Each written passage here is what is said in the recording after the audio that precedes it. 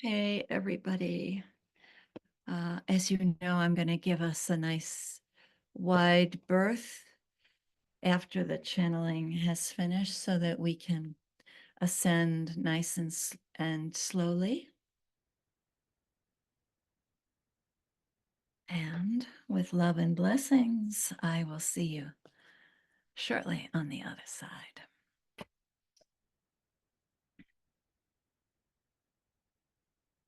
Good evening, beloved children.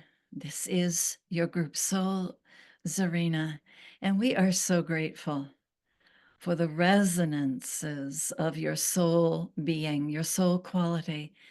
It often feels to us as though we are the shape of the guitar, and everyone gathered here, well, you are all the strings of the guitar. We are your sounding board, your sounding mechanism, your container for the resonance of soul. And we are grateful to be established in that capacity for you. It means so much to us to be of service to you in this way, to be your loving container of consciousness.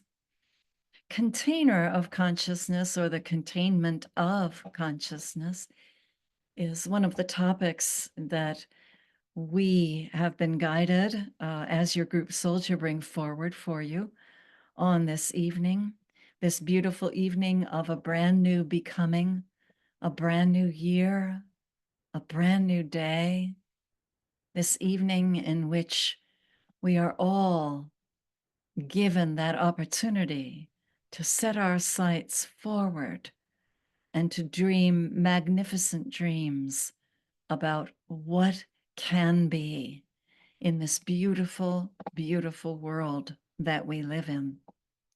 And so we would like to bring forward one of our first speakers. For now, he calls himself the Godfather, and he will make clear to you what he means by that. For now, we step aside and we allow our first speaker, who calls himself the Godfather, to come forward. Good evening, blessed ones. I have asked your group soul to give me the appellation, the Godfather, because of what I want to talk about. And that is the idea of the creation of the idea of God, the God that humanity or consciousness has created.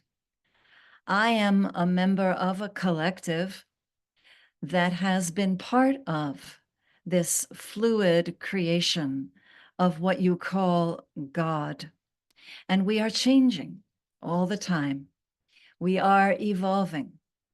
We have been a godfather, and we are also a godmother, and we are a God planet, a God tree, a God universe, and God light and God love. There are many, many names that we have ascribed to ourselves. We are your capacity to create a container for the divine. We are your ability to put, you might say, limits upon the container for the divine. And we are also your ability to remove such limits so that there are no limits on the divine. What is coming forward for all of you, as you already know, as we observe is already established in your consciousness, is that you are lifting limits off of the container or the definition of the divine. In other words, the God that you have created, a God that has served your limited intentions, is no longer able to function because you have outgrown the God that you created. It is like outgrowing a little puppet doll, like outgrowing a book that you read when you were a child, outgrowing a suit of clothing that no longer fits you. Now, one of the earmarks of the God that all of us together have created, because we hold ourselves responsible, you see, as well, for the creation of a limited idea, a container on the divine.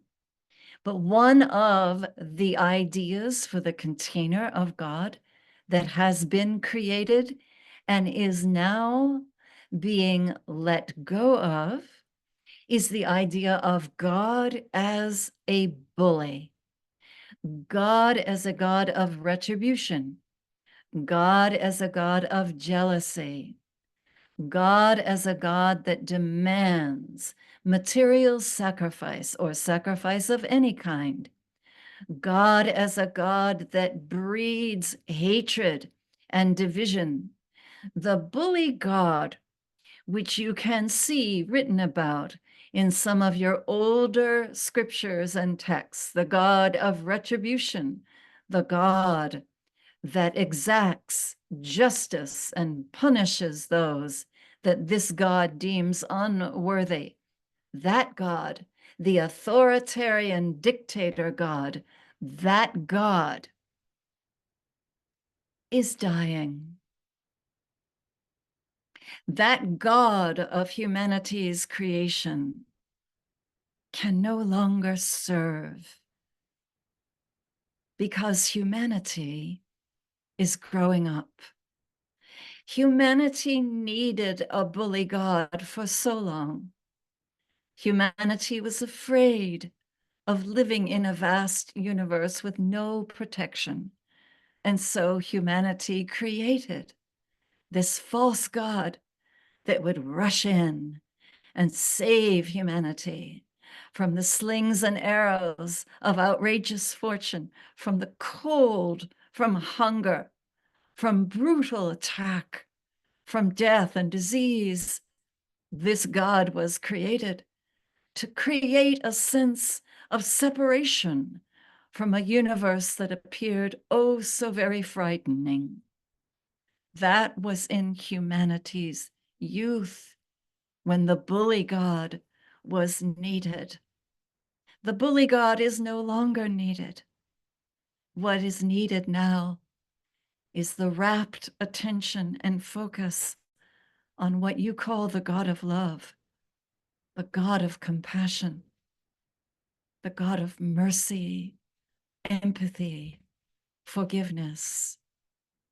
This God, a God that you are helping to hold, this God, the God of your new consciousness, is reigning supreme.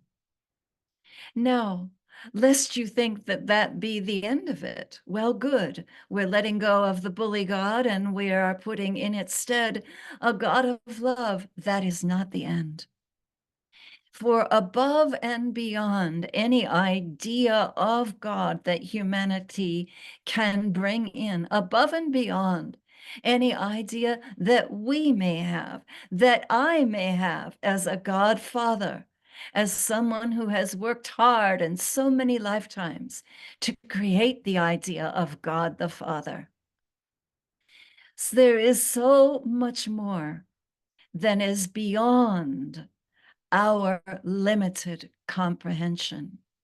The divine, you see, and you already do know this, defies expectation, defies definition, cannot be contained, cannot be abridged, cannot be limited, cannot be translated. And so as we all learn together to be less fearful of the fourth dimensional quality of being, to be less fearful of the knowing that we are the very universe that surrounds us as we grow more accustomed to this. The bully God lets go, and the new consciousness comes forth. But as in all things, because in consciousness, the bully God is slowly, slowly decaying, there is, and you see this now, the last gasp of the materialized bully upon the planet, the last gasp of the manifestation of the God that behaves like a bully, a fearful dictator. You see this in your country, you see it all over the planet.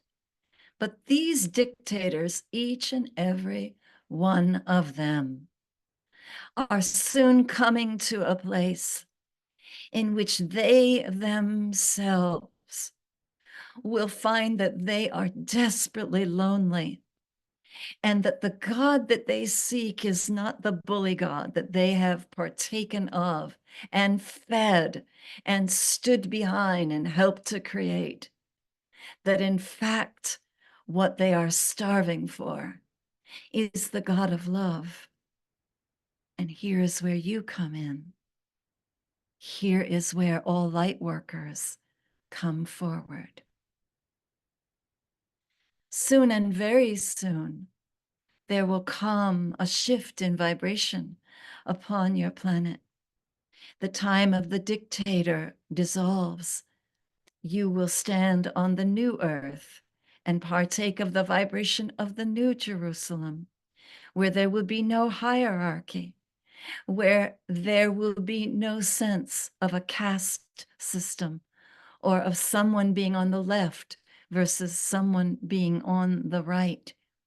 You are soon to stand in the field of consciousness, where the quality of mercy is not strained, but drops as the gentle rain from heaven, neither confined nor conflicted, nor in any need to choose who will I bring my mercy to, for mercy is for one and all. The time of an egalitarian movement is upon us all. But just before this great shift on our planet, there must be that last gasp, the last materialization of the face or the mask of the bully, so that we might be completely sure that we no longer want to worship a God that pits us against each other and creates strangers where there should only be family, or creates the sense of foreigner where there should only be unity. We must, as a whole, you see, be absolutely clear before we let this God that we have created be consigned to the recycling of the universe. Before we let it go, we must be completely sure. Do we mean it? Are we ready? Are we brave enough? Are we strong enough to live without the bully? And of course, the answer is yes. Yes, we are brave enough. We are strong enough, and we are willing to live without the sense that we need a bully to protect us. Now, dear ones, we are close observers of the human race, and we are close observers of you. We do so in a loving way. You must know this. We do so without judgment, objectively, but every now and then we notice that when you talk to yourselves, such as when you are driving, such as when you are washing dishes or cleaning your house, when you have conversations with yourself, which God are you conversing with? Is there a God that you are talking to that is a bully, that will wreak havoc, that will exact vengeance on those that frighten you, that will put people in prison, that will make sure that your version of justice comes to be? Is that the God you are talking to? If so, know that we love you. Know that we are here to help you to end that conversation and instead have a conversation with the God of mercy, the God of compassion, the God of forgiveness, a God that is willing to say, I will let bygones be bygones. I will live in this now moment. I need not put anyone in prison. I need not exact my own idea of vengeance upon anyone. I need not be a partaker in vengeance anymore. It has been written, vengeance is mine, saith the Lord. Dear ones, out of the mouth of the bully God came these words. Love is mine, saith the Lord. This is the mouth of the God of love speaking.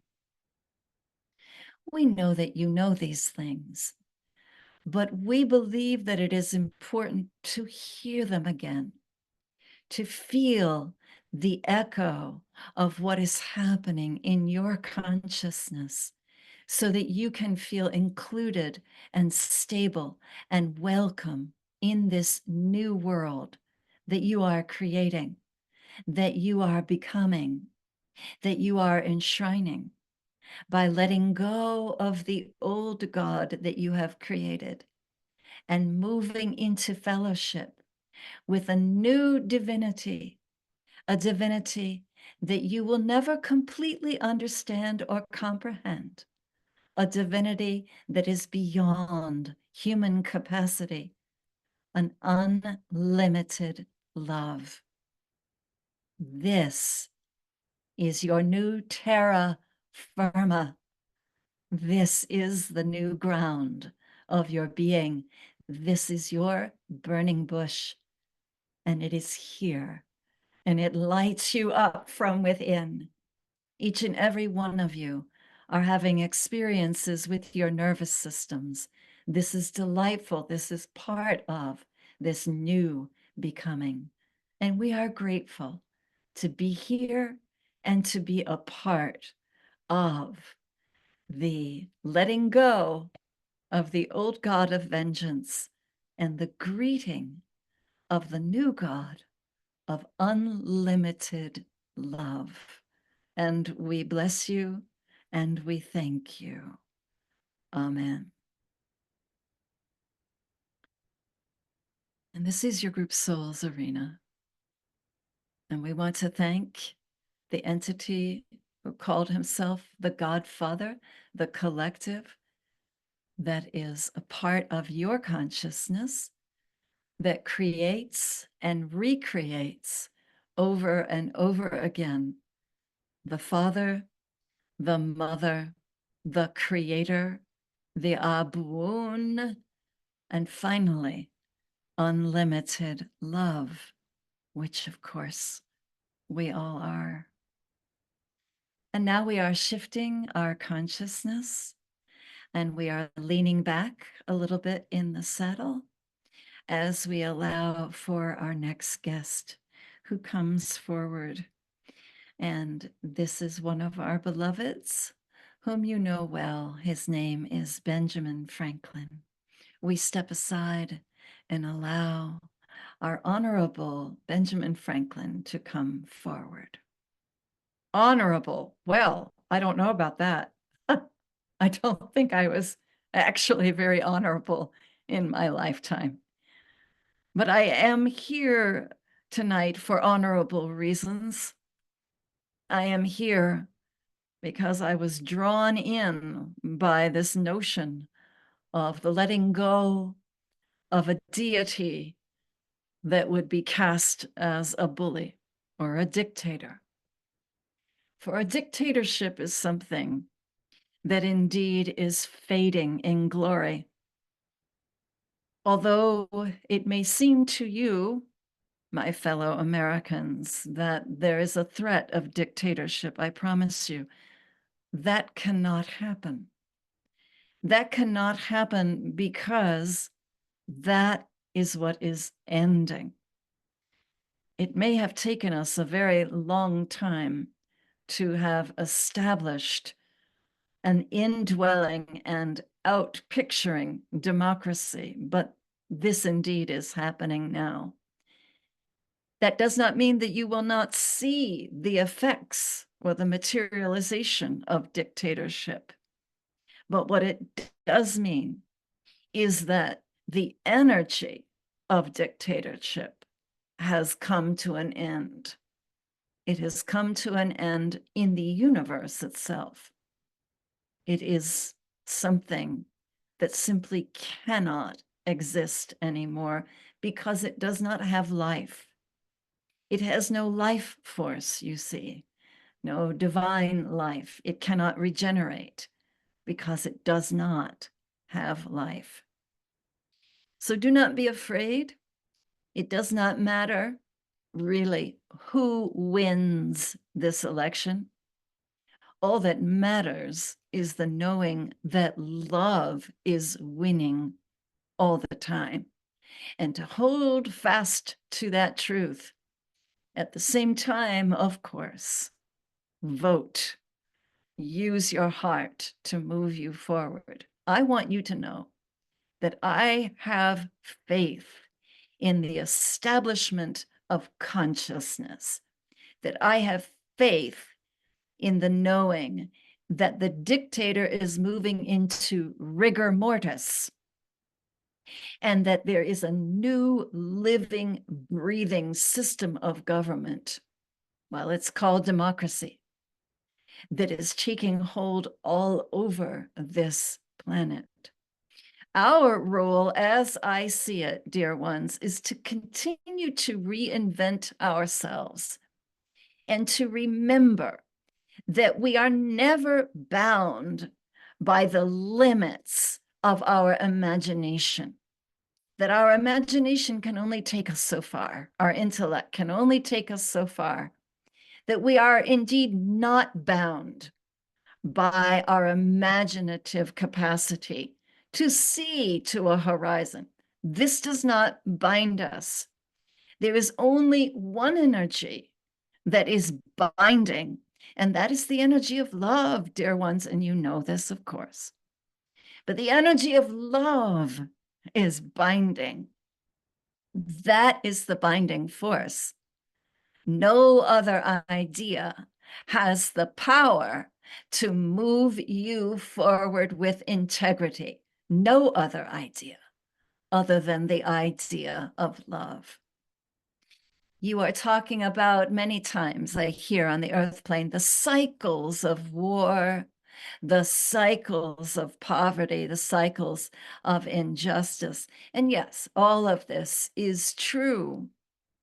But upon that is the grander cycle of the need of humanity's part to create a God that is limiting, and that cycle has come to an end.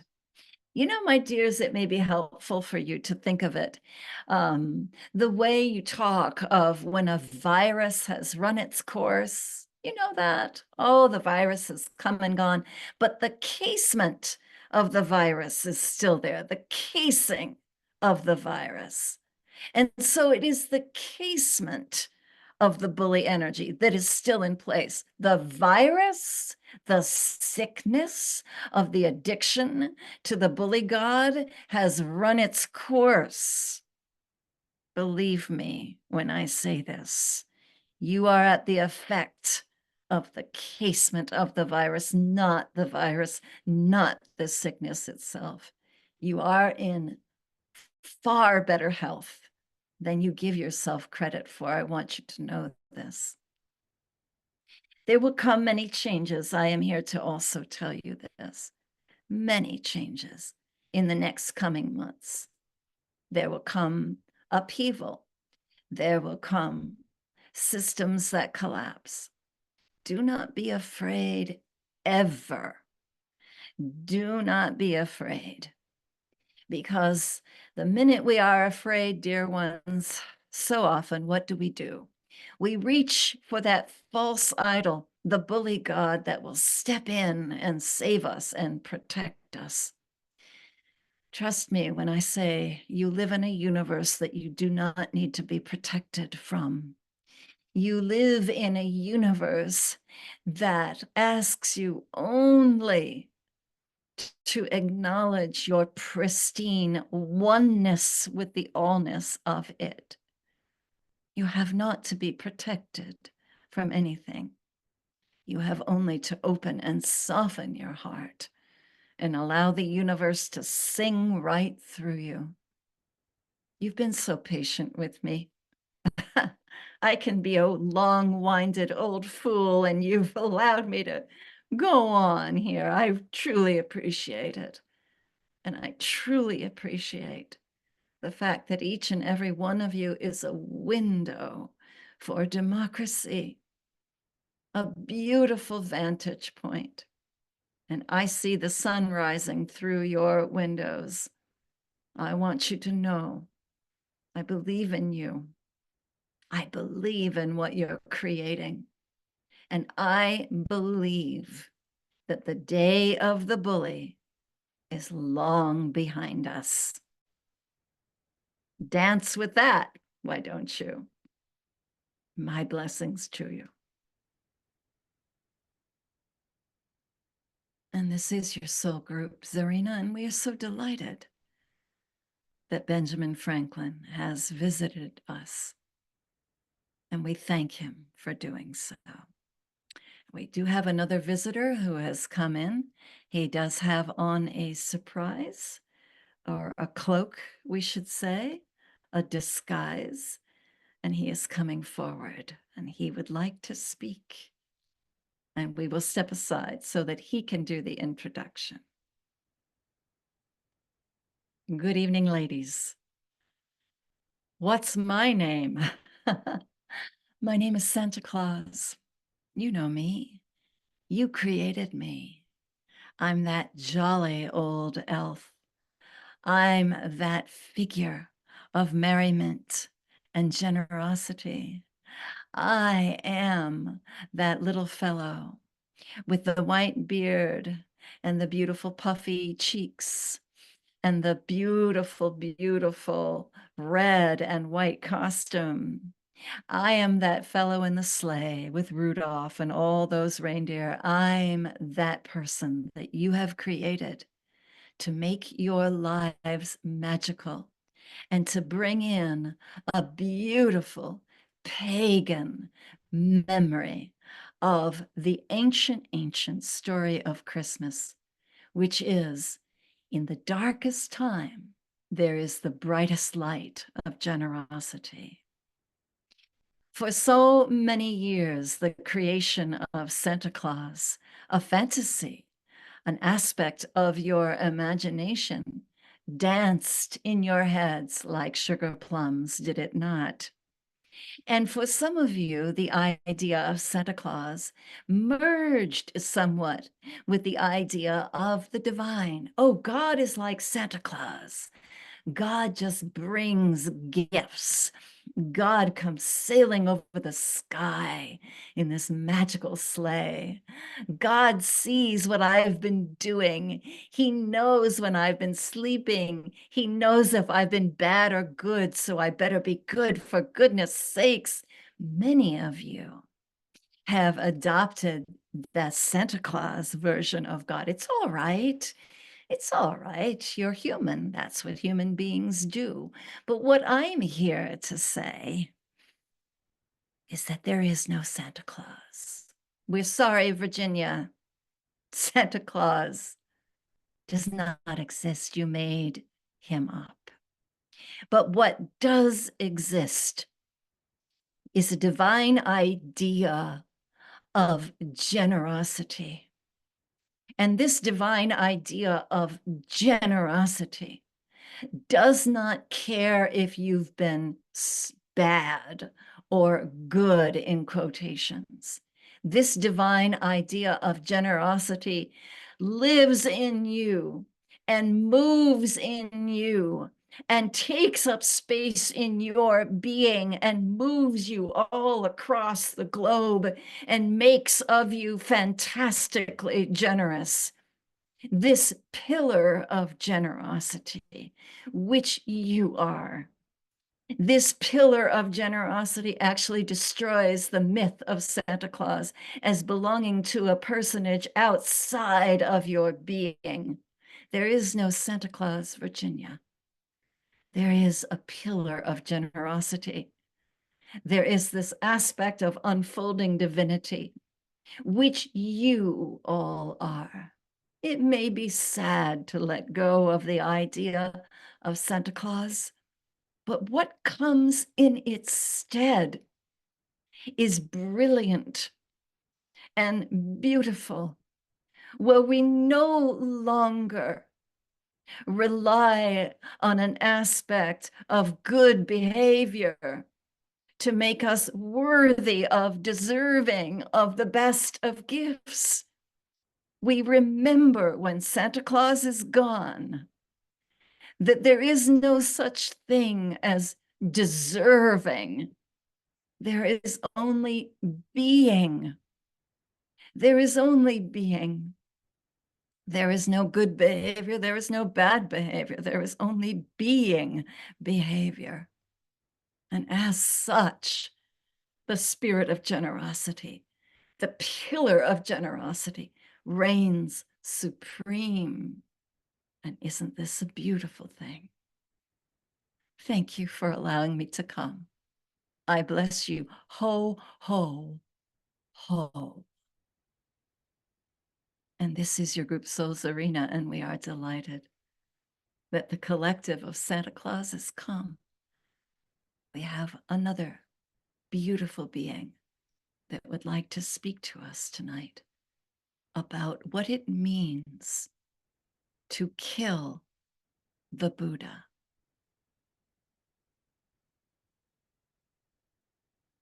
Greetings, dear children. I am a segment of the Buddha Collective. Were you alarmed when you heard the phrase, kill the Buddha? Did it sound to you as though something awful was happening?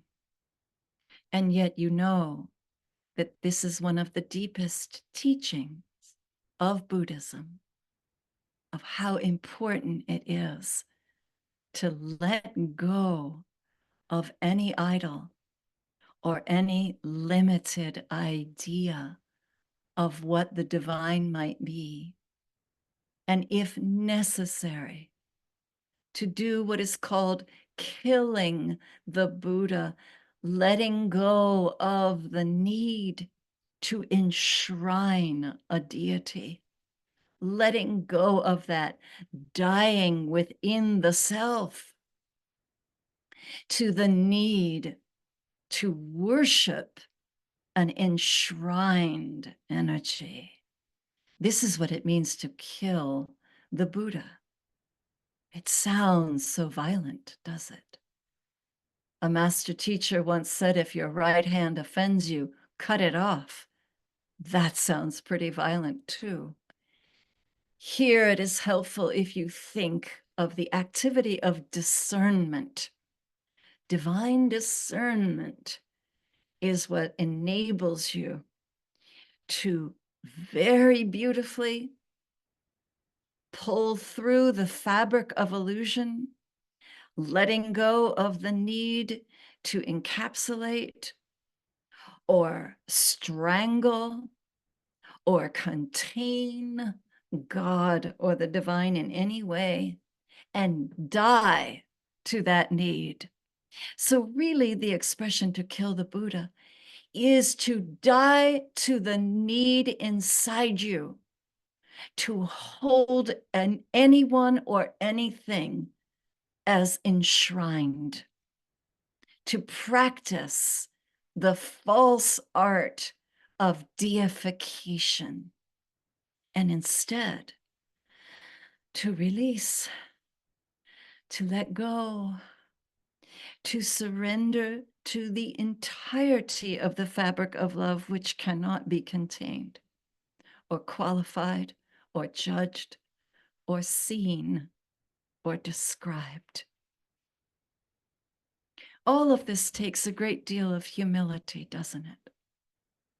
It takes a very humble heart to be willing to practice letting go of deification over and over and over again, so that even those beloved teachers of yours who mean so much to you, the Buddha consciousness, the collective of Yeshua, the Moses consciousness, the Abraham Hicks consciousness, the Emmanuel consciousness, the Lady Nada consciousness, the Master Saint Germain consciousness, the Saint Francis consciousness, the Magdalene consciousness, the Kuan Yin consciousness, the Lakshmi consciousness.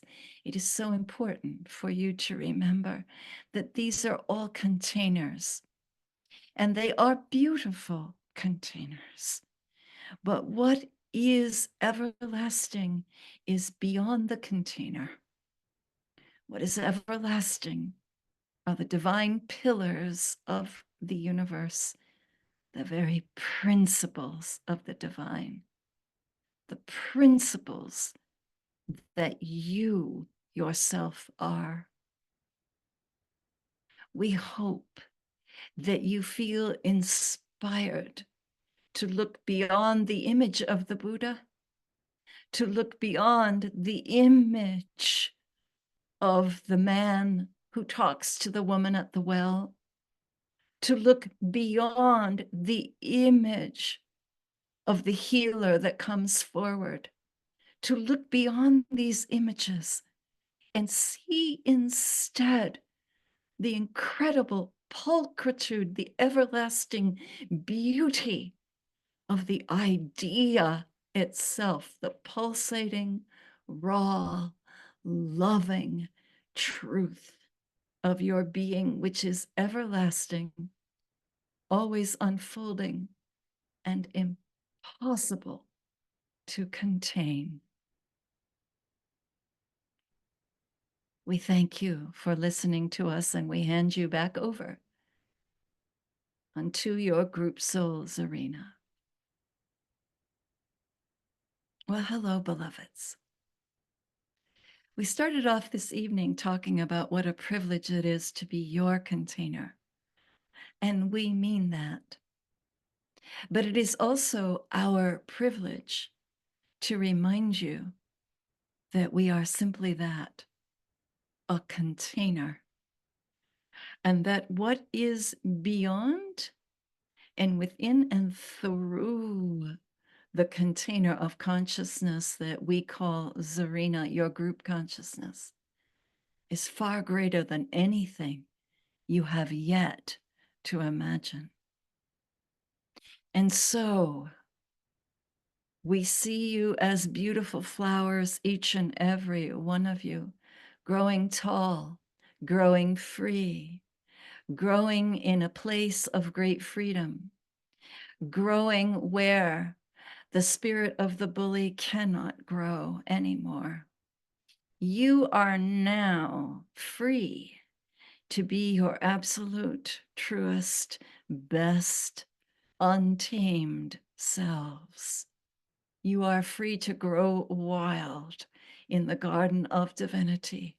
You are free to move forward to unseen, unexperienced possibility. And we are so excited for all of you and all of us. And we bless you. Namaste.